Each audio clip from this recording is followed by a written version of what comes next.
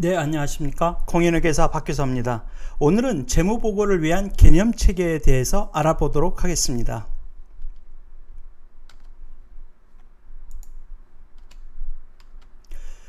오늘 주제는 재무보고를 위한 개념체계에 대한 간략한 소개입니다. 그래서 오늘은 이러한 개념체계가 있고 이러한 개념체계가 향후 다양하게 사용될 수 있다는 부분에 대하여 여러분들과 같이 얘기해 보도록 하겠습니다. 이러한 재무보고를 위한 개념체계는 그 내용이 사실은 상당히 방대하고 어떤 부분은 깊은 부분이 있습니다. 그래서 이러한 세부적인 내용은 추후 관련된 주제 등을 논의할 때 계속 같이 부분적으로 계속 여러분들과 얘기해 보도록 하겠습니다. 그래서 재무보고를 위한 개념체계의 역할에 대해서 우선 한번 말씀을 드리도록 하겠습니다. 이러한 개념체계는 개별 회계기준에 대한 프레임 또는 근간을 제공하는 역할을 합니다. 그렇지만 이러한 재무보고를 위한 개념체계는 회계기준 그 자체는 아닙니다. 여러분들이 물론 회계기준을 아시는 분들도 있고 경우에 따라서는 익숙하지 않은 분들도 계시겠습니다만 우리나라에서 사용되고 있는 이런 회계기준은 기본적으로 국제회계기준으로서 여러 다양한 회계기준이 주제별로 기준이 존재하고 있습니다. 그렇지만 이러한 개념체계는 그러한 특정 회계기준은 아닙니다. 그래서 실제 적용에 있어서는 개별 회계기준서를 우선적으로 적용을 하게 됩니다. 그 아래에 있는 실제적인 개념체계의 문단에서 있는 것처럼 개념체계는 회계기준이 아니다. 따라서 이 개념체계의 어떠한 내용도 회계기준이나 회계기준의 요구사항에 우선하지 아니한다라고 되어 있습니다. 그렇지만 뒤에서도 한번 여러분들께 말씀을 드리겠습니다만 그렇지만 이 개념체계는 상당히 여러분들이 실제적인 회계 처리라든지 향후 여러분들이 이 어떠한 실질적인 경제 거래 상황이라든지 그런 부분들을 이해하기 위해서는 상당히 중요한 역할을 합니다. 이러한 부분에 대해서 한번 요 목적을 한번 살펴보도록 하겠습니다. 그런 관점에서요. 이런 개념체계의 목적은 크게 봤을 때 세 가지 정도의 개념체계의 목적이 있습니다. 첫 번째는 회계기준 제정자, 우리나라 같으면 한국회계기준원입니다. 즉 회계기준 제정자가 일관된 개념에 기반해서 회계기준을 제정하거나 개정, 즉 바꿀 때 이러한 개념체계가 도움을 주고 있습니다. 그 다음에 두 번째, 특정 거래나 어떤 사건에 대해서 적용할 회계기준이 없거나 또는 회계기준에서 회계정책이 선택이 허용되는 경우, 즉 예를 들어서 세 가지 회계정책이 있는 경우 어느 것을 적용할지 이런 경우에 있어서 재무제표의 작성자, 대표적으로는 어떤 기업들이 되겠죠. 이러한 작성자가 일관된 회계정책을 개발하는 데 도움을 주고 있습니다.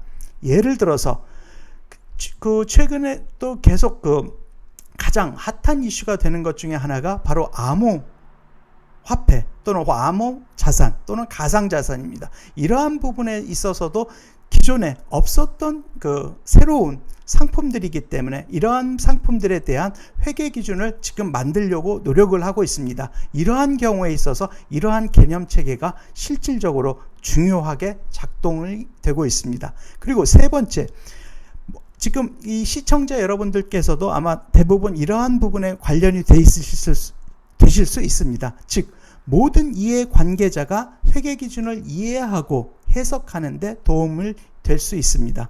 이러한 회계 기준은 여러분들이 실제적으로 어떤 기업의 회계 담당자이실 수도 있고요. 또는 심지어는 회계사분도 있으실 수 있고 또는 세무사분도 있으실 수 있습니다. 그리고 그렇지 않고 주식을 투자하고 계시는 투자자분일 수도 있고요. 이 각종 이러한 사회의 모든 이해 관계자가 어떤 회계 기준을 이해해서 예를 들어서 기업의 재무제표를 이해해서 투자한다든지 또는 어떤 거래를 할 때 이러한 회계 기준을 이해하고 해석하는데 이러한 개념 체계는 상당히 도움이 되고 하나의 기본적인 사상이 될 수 있습니다.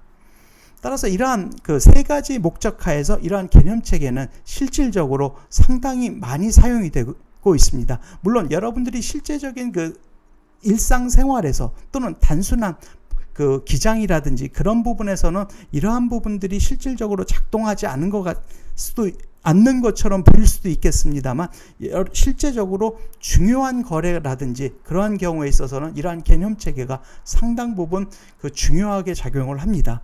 그래서 이러한 부분들에 있어서는 향후에 여러분들과 여러 가지 그 거래라든지 어떠한 그 경제적인 상황을 여러분들과 같이 생각해 볼 때 수시로 관련된 개념 체계에 대해서는 여러분들에게 말씀을 드리도록 하겠습니다.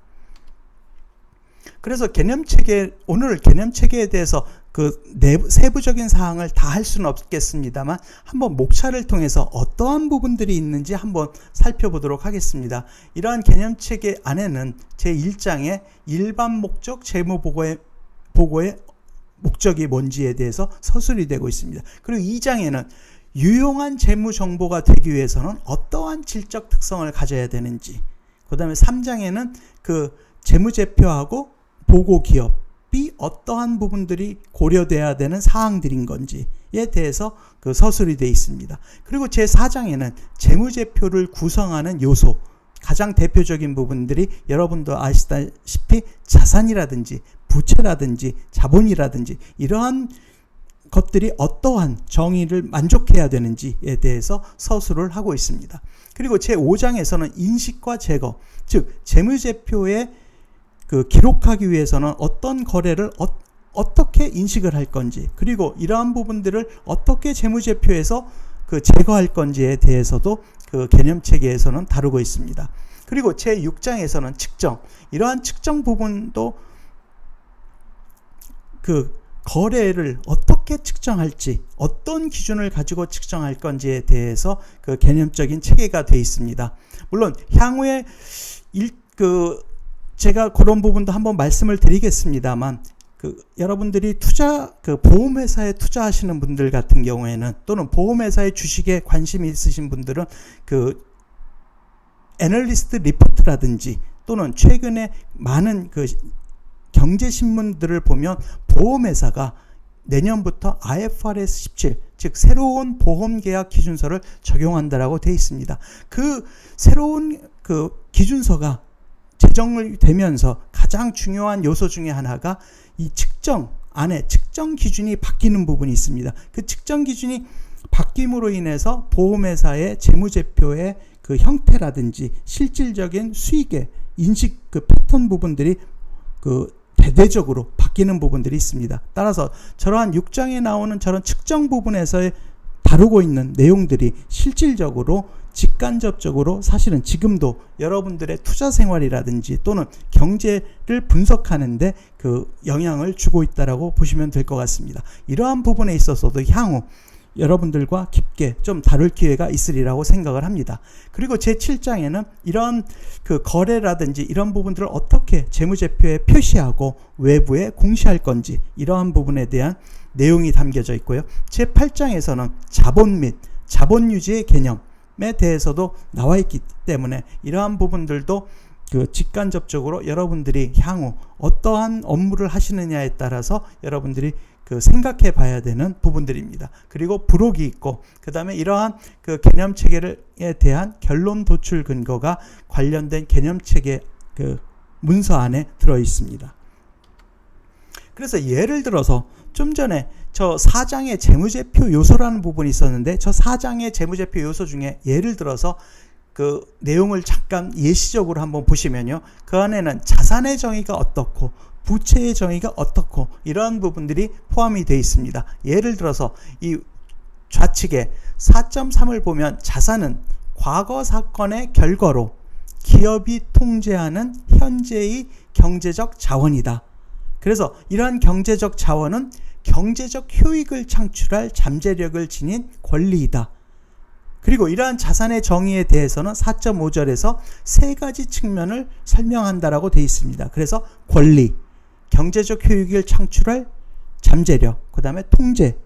물론 이러한 부분들이 어떻게 보면 어려운 부분일 수도 있겠습니다만, 저희들이 오늘 저희 이 말씀을 드리는 건 이러한 부분들을 하나하나 뭐 외우거나 이렇게 느끼자라는 뜻은 아니고, 단지 저렇게 자산의 정의 같은 부분이 경우에 따라서는 어려운 문장 또는 추상적인 문장이라고 되어 있습니다만, 이러한 부분들이 사실 향후 이러한 부분들이 적용되면서 어떻게 이러한 부분들이 실질적으로 여러분들의 투자 생활 또는 정보를 파악하는데 이러한 부분들이 어떻게 영향을 미치는지에 대해서 향후에 말씀을 드릴 때 다시 한번 제가 요 개념체계에서 말씀드린 부분이라고 말씀을 드리겠습니다. 그렇게 된다면 여러분들이 이러한 개념체계가 단순히 그냥 문자상으로 존재하는 게 아니라 우리가 실제 생활에서 또는 여러분들이 회사를 경영하거나 또는 향후에 여러분들이 M&A를 하거나 또는 다른 어떤 그 감독 당국이라든지 또는 다른 그 상대방하고의 그 분쟁이 생겼을 때 이러한 개념 체계들이 실질적으로 작동되는 부분들을 여러분들이 경험하실 수가 있으실 것 같습니다.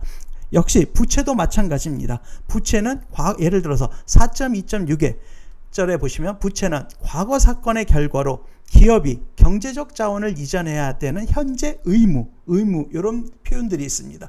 이러한 부분들이 여러분들이 향후 또는 이미 여러분 하신 분들에 따라서는 이미 그 경험을 해보신 분들도 계실 것 같습니다.